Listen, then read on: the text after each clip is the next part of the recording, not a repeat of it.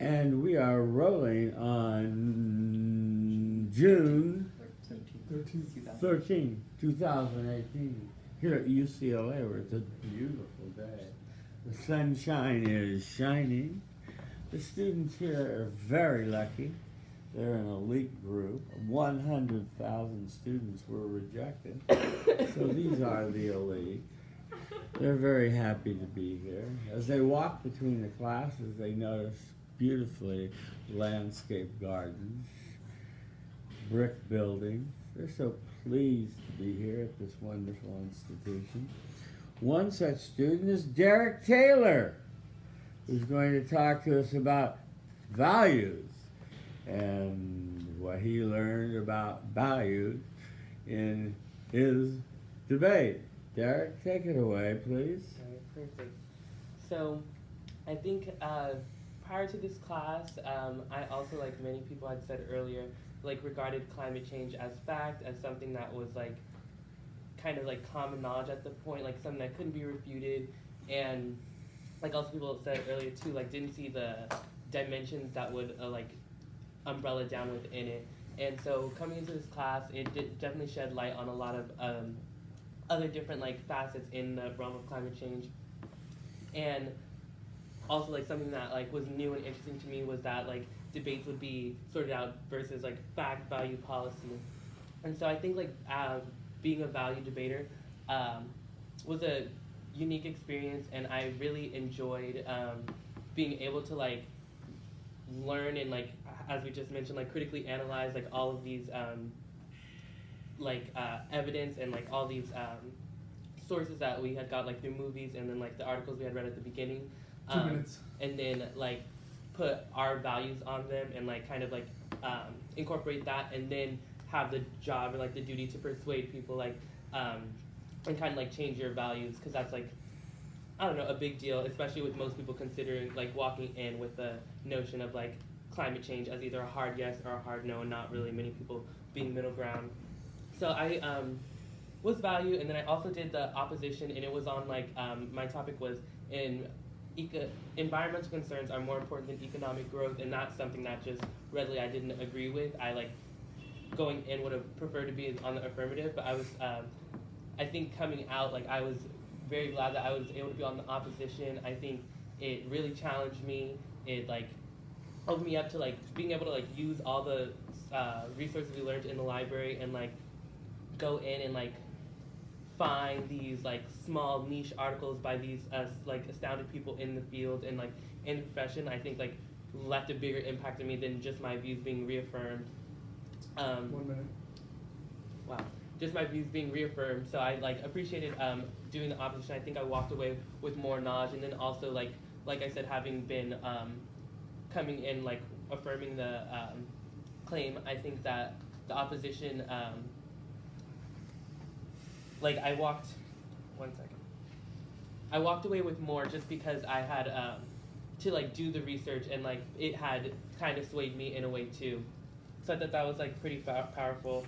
And then I just wanted to mention like about like constructing my briefs and stuff like that. Like it was harder to find evidence and like sources and like especially things that were credible and held up in these debates, just because it was like not a widely accepted opinion that I was fighting. So that was harder, but I think it challenged me more, and working with someone also helped, and like I think I like gained a lot in that sense too.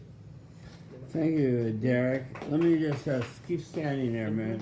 I'm just going to take a real quick minute, and so I want to give you some quick feedback. Just to say this about values. You know, there are personal values that people hold. They're different from attitudes and beliefs. They're very strongly held positions that are hard to change in people. And so when you talk about changing people's values, you're really talking about really doing a hell of a good job if you're actually going to be able to do that. On the other hand, we also sometimes when we have debates about values, we talk about different value hierarchies. So we say, in this circumstance, we want to put industrial production or jobs above the environment. in this particular situation, in that particular hierarchy. See, two more things I want to say to you. Work on your eye contact. Look at everybody in the room. You looked at me a lot, hardly looked at Hayley at all. So look at everybody and watch out for the word like as a transitional device in your vocabulary. It hurts your credibility because you use it so much. So have a friend when you practice your speech, raise your hand and say every time you say like, and you'll lose it and it'll be more effective. But thank you very much, Derek, for sharing your thoughts on values. Thank you. Good. I'll definitely work on that. Yeah. Like okay. is hard for me. I No like to say problem. like. Okay.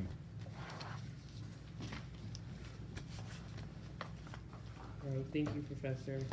You're welcome. Thank you for Great. taking the class. Of course. Okay, Hayley, it'd be your turn. Can I get a fist bump? Yeah. Oh, I'm sick.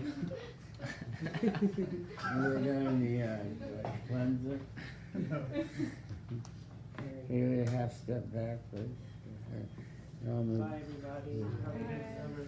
Goodbye, Derek. Oh, have that woman call me, huh? Okay, I will. Does she have my number? 310 Okay. 210. 709 1997. 310 709 1997. Is that my number? Okay, cool. 1997. Yeah. All right, bye. Bye, have a good life. Don't change. Okay, good. Okay. Do we have a time more? Okay, time on, time more. Okay, rock and roll, please. Do I have your little dealio? Yes, I do. Okay. Money. Okay, no oral presentation. No oral presentation. Okay. Ready? Yep, I'm ready. Yeah. Aristotle once said, "It is the mark of an intelligent mind to be able to entertain thought without accepting it." Especially today in our at schools and universities where we often have echo chambers and people don't want to face arguments that they disagree with. I would argue that it's really important to take on sides of arguments that you don't agree with. I debated the negative side of the policy resolution, the United States should ban all fracking. So right away, I remember someone in the class saying, "Oh, that's a hard side." And I think, especially in policy, it's important to really analyze these sides that we just assume are bad sides to realize that maybe they're not as bad as we think. So reflecting back on this case, I've noticed how my beliefs have changed. 2 minutes. Also, after researching fracking in depth, I believe that I have a better grasp on which policy I personally support. And this is really important because this is a policy debate. So the importance of that is to assess not whether what outcome we want, but how the best way to achieve that outcome. So first of all, reflecting on the debate, my partner and I decided to really try to think outside of the box, and we agreed that we too, on the negative side, wanted a better environment, but we disagreed with the policy of how to obtain that. And the way that we did this was we created a counter plan, and we explained how the opposing side's plan was really unreliable. So through that, we really took the policy, tried to understand 1 minute. how to improve the process, and I thought that we did that very well. Second of all, my beliefs before and after. I remember in high school, the first time I ever heard about fracking was when I watched a documentary in a class which was more similar to the inconvenient truth than the skeptical environmentalist, because that's I've seen it. what we're told. We're told that's a really horrible thing. Earthquakes. However, after researching it for myself, I learned that there actually are a lot of advantages to fracking, and that fracking can help us obtain a more renewable energy source, but we're just not ready yet. So when I explain what policy I agree with, I would say that I do agree with the counter plan that I presented, because I just don't think that the policy of the resolution is good enough. So in conclusion, I understand that there are disadvantages to fracking. And my mind is not completely made up, but I am much more informed and a lot more curious about the topic. And I really like this quote: "It's better to debate a question without settling it than to settle a question without debating it." So I think it's better to really analyze policy, especially as we go throughout our lives in the democratic process of deciding what we're going to vote for or not vote for. And it's important that even though you want a solution, you have to decide whether or not that policy is the best way to obtain that solution. Thank you. Stay up there front. I want to make a couple of quick comments, if you could indulge me. Very good job. I would say you've done this before, and I've talked to you about this. Your introductions are excellent, but they're long. Yeah. And this was a 1-minute introduction, and I'm not sure how much you're going to get out of your personal story about, fracking. You could have knocked it out in about 30 seconds. I would have liked a stronger narrative voice in this with a better preview. Remember this dude said, if you don't give me a preview, I'm going to start dreaming about my girlfriend and what we're going to do tonight. And he's gone. Yeah. And you need a strong preview. This, and this, and then when you come to this, highlight it with your voice. So you're doing it. I could follow you because I knew what 3 things you were doing and how it was going. And I like, you answered the question beautifully and you did a good job, but it's just a matter of time allocation and a little more effectiveness in your communication with your voice. Thank you, Hayley. Okay. Next comes Aikechi. Oh, why not? Wasn't she the one that was such a whatever? I don't know. Did she leave us? Whatever. Anybody know her number? Okay. I do. Scott Jacob or Jacob Scott? Yeah. Okay, rock and roll. You're making like a tree and living, a banana and splitting. Okay, bye. Thank you for everything. Thanks for the donut holes. Yeah, thank you. That was very sweet of you. Okay, I gotta move back. Or move the camera or something because you're a tall dude. No, okay, that doesn't work. So I'll have to do this, darn it. Here we go. Almost, no.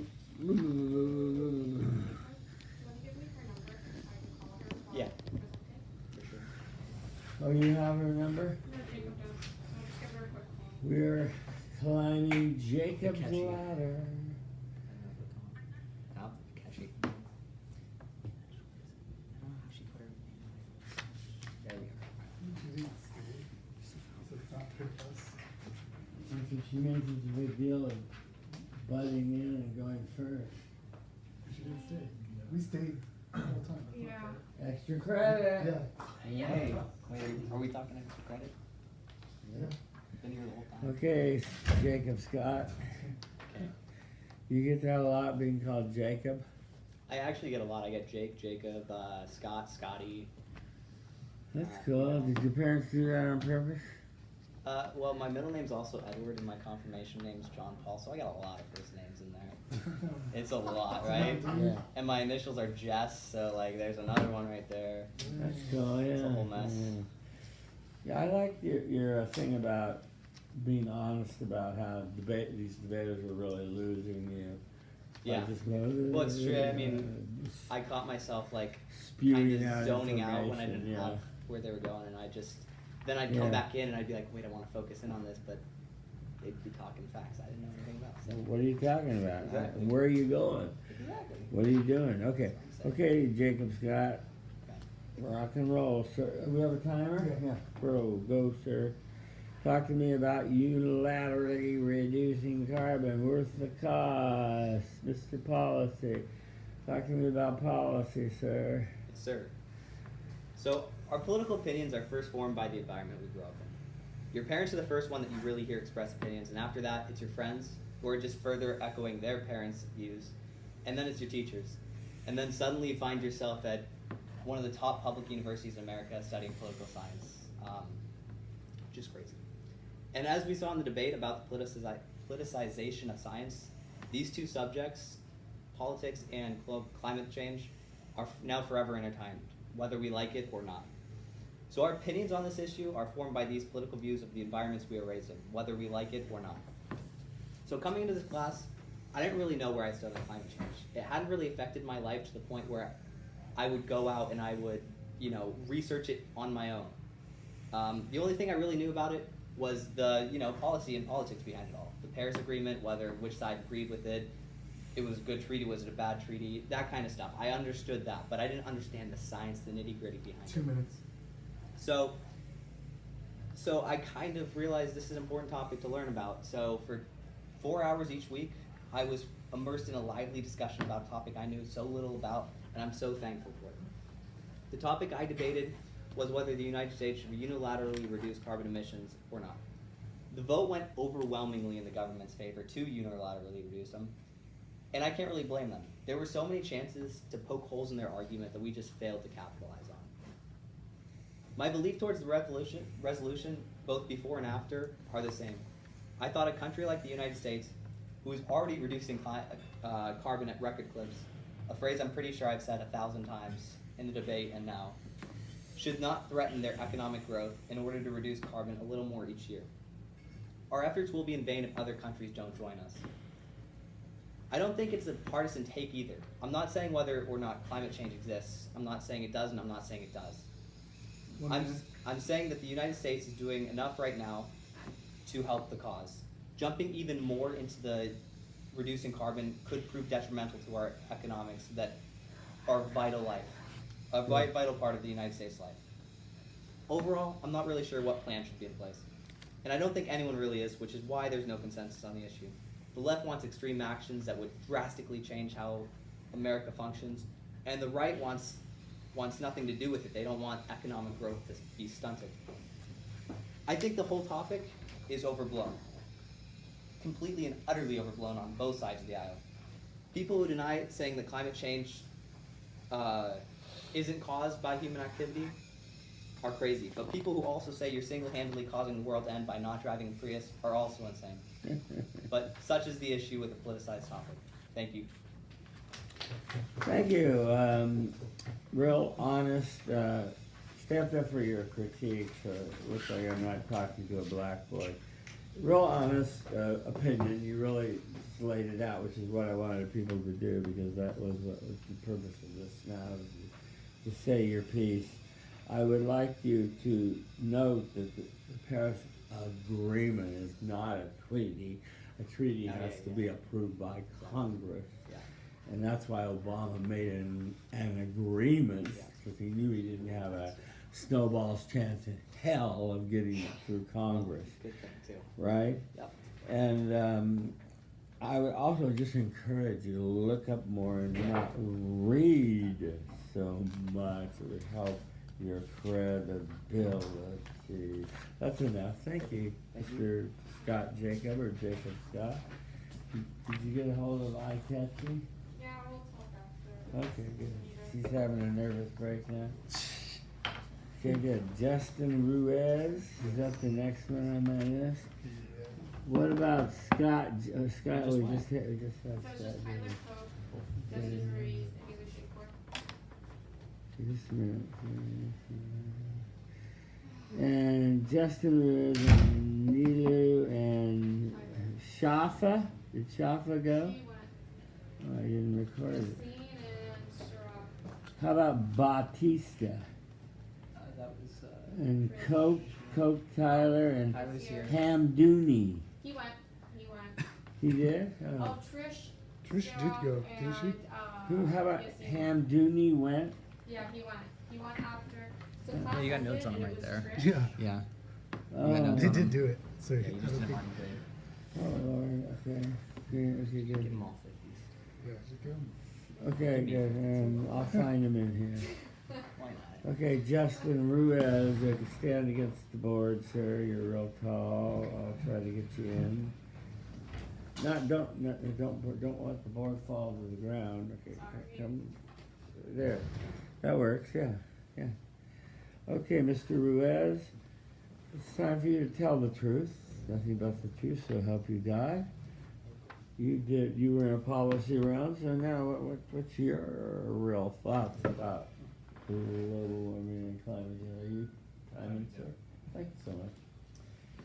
Okay, so I first was introduced to this movie, Inconvenient Truth, in high school in my AP chemistry class. My professor or my teacher wanted us to see this movie to enlighten us on Enlighten the us, global warming spindle. So basically what he did was he showed us this movie and he let us sit with the information for a week.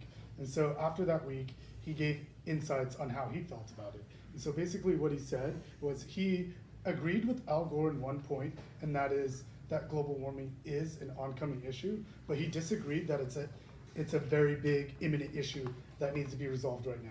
Basically what he said is he compiled a lot of his data, and he said that it's all a rotational part of like climate change. So basically he was referring back to the ice age. It gets really, really cold, and then it goes really, really hot, and then it gets really, To the really cold again. cycles, yeah. But he did say there's a very tiny inclination on the heat. So as a science background, you can tell that I already know a little bit about this. But basically my position on this is that global warming is also not a huge issue at hand, but it's also something that we do need to take into consideration because it will one day become a huge, big deal. And I think we also should be making eco-friendly decisions to conscious efforts for our individual health, because we're not only hurting the earth, we're also hurting ourselves. And the reflections on the policy debate that I actually did was reducing carbon emissions is a good policy for mitigating global warming threats. Before this debate, I agreed, I think the same thing. I definitely do believe that this policy should be implemented because I personally know the steps on implementing a policy through taking a health policy class. And I do know that although the costs of implementing this policy are really high, it really does take a long time it really does take a long time if you just let things sit. People will not come to conclusions on their own. And so I think that the funding will be put in a definitely good place, especially with the cap and trade policy. Basically the extra money that the companies would be going over carbon emissions, that extra money would be going to helping like sustainable energy sources, which I really think is a really good way to spend your money as well. And it's definitely would make an impact while the policy is being put in place and for years to come. I also think that I'm going back to a couple of the other debates. The fact debate, human activity is responsible for global warming, I totally agree with. And due to time, I'm gonna go towards the end.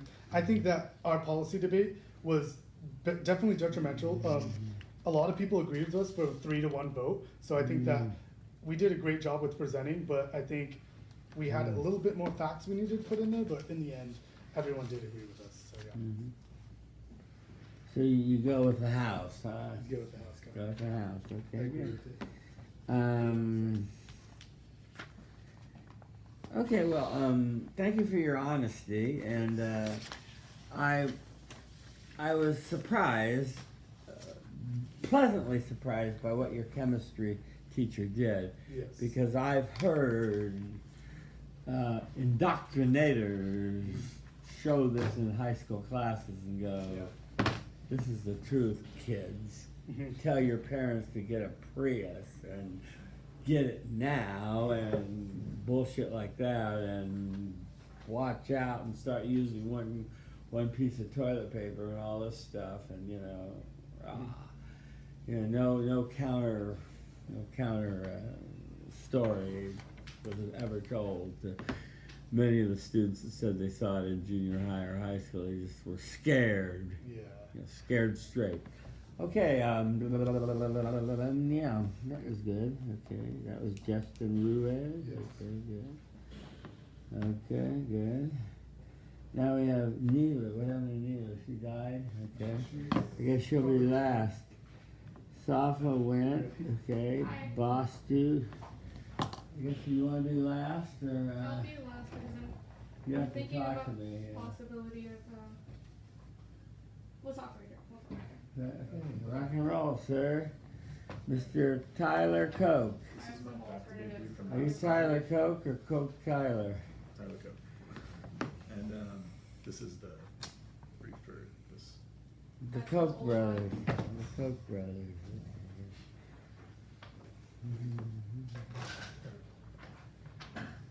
Okay, this way a little bit, please. This way.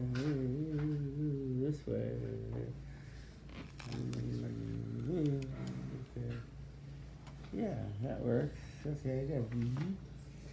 Okay, Mr. Tyler Koch, talk to me about your reflections on the policy case and what you really believe. All right, so I'd like to start by saying that it's a lot easier to argue ideals, but it's a lot harder to implement these ideals through realistic causes. The way we do this is through policies. Policies are extremely complicated, and no policy will be perfect. And my policy debate largely influenced my critical thoughts on the relation between the environment and the economy and how to articulate these thoughts in the future. I think this is significant because I've altered a lot of parts of my belief system in order to consolidate a larger thought process on climate change.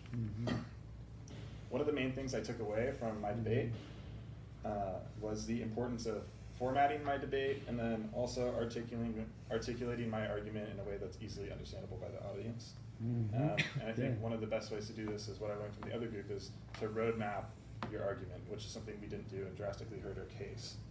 Another thing that we didn't do was articulate our debate or our policy in clear terms. And one of the main reasons we lost the debate is because we were vague in our policy, and we had a failure to kind of distinguish how our policy was separate from our opponents. Very good. So before this debate, I was unsure of what like cap and trade and carbon taxes implied, and I wasn't really sure. I was sure that reducing CO2 emissions would be a good policy, so that's why we proposed a counter policy. And afterwards, I definitely agreed with the government side just because they were able to propose a funding plan that we couldn't find. After the fact, I still believe that there are a lot of loopholes that we pointed out in the opposition to policy, but as I said in my introduction, no policy is perfect. And so, in conclusion, in summary, our debate taught us, this debate taught me that no policy is perfect, but one can still grant adherence to an imperfect argument. Yeah. Let me just quickly make the comment that in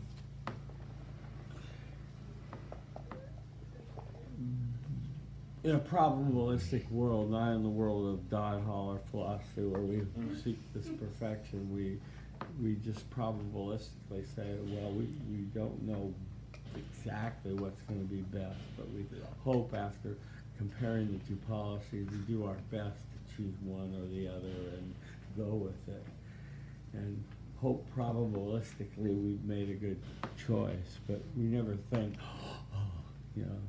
There's so many you're right, there's Yeah. so many variables and so many unknowns and so many unanticipated events out there in the future. Thank you. Do you want to do your fact thing? I already did it. Yeah. Fact and policy. Yeah, I did the fact one. You did the earlier. fact already, so Yeah. we're good. Okay, great, thank you. So, you ready to go, or Okay, so I'm ready to go, but you don't want to do it now, or you want to do it later? I can do it now. But as for the situation from earlier, the oral presentation is 50 or 50 points, right? 50 points, or is it 25? 50 points. 50 points, yeah. Okay, then we'll talk about that Thank you. Okay, yeah. Alright, so you have an audience. Remember to keep in the power stance, feet wider than your shoulders. Don't put your feet together. Okay, go that way a little bit.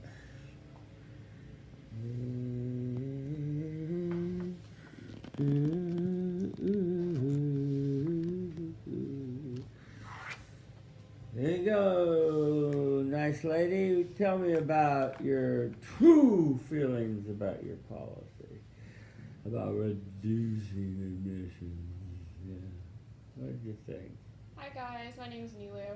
I knew. So I debated in the first policy debate, which was reducing Okay. carbon emission is a good policy for mitigating global warming threats. Yeah. In this debate, I was initially hesitant because I was on the opposition and I knew nothing about global warming at this point. So I was like, how am I going to argue with the policy when policies usually are run through the government and they're pretty effective? So after conducting research and knowing that the government had to establish the burden of proof for their side, the debate got more interesting. In my research, I have found many problems with creating carbon policies as they are not effective. In my debate, I brought up how Obama had implemented a carbon reduction policy that worked directly with reducing greenhouse gas emission within power plants. This was a set example for others on how to reduce their emission. However, policies come and go, which is exactly what the Environmental Protection Agency in 2017 announced, that they were repealing the policy, which led me to argue in my debate that 2 minutes. the fact that putting a policy in place doesn't mean that it would be successful or even in the slightest curb global warming threats. My reflections on the case that I debated was that the idea of policy sounds great. However, implementing them or saying that they're successful is completely different. The idea of carbon tax is unrealistic. No one wants to pay a tax on top of the taxes that we already pay. It would only result in the less fortunate to become impoverished and could lead to more homeless people. Taking all of this into account, I concluded that a policy will not mitigate global warming threats. My beliefs towards the beginning of the debate was that the policies are great and they will mitigate these threats. However, once looking at the evidence and facts, I concluded this is not true and it's better to have funding to promote the growth of technology, that being that it would not cost the average person as much money and it is solely funded by the top elitists, such as ExxonMobil and Amazon owner Jeff Bezos. As for the policy resolution, I do not believe that any policy would be quite effective. Just as the idea was proposed to start taxing the internet services such as Netflix, that idea was immediately shut down. The idea of having a policy to tax people for carbon usage would cost people who use transportation much more. We are already paying gasoline tax and adding tax for carbon use for our cars, which just seems a bit unrealistic to add another tax on top of that. It will just resort to the economy to have inflation, leaving the middle class and lower class much harder. When debating this policy debate, ultimately going in, I thought the government had an easier side justifying their means. However, ultimately when it came to our side, I don't think that we provided enough evidence or shifted our gears enough to show the audience that we were not advocating for carbon policies or policies at all. We wanted nothing to do with the policy because we don't think policy is productive or effective. Therefore, my partner and I thought it would be better to promote money and generate money to funding and technology to reduce global warming that way. Yeah. Thank you. Thanks. Okay, we're done. Oh, is it paused? Yeah, let me turn it off.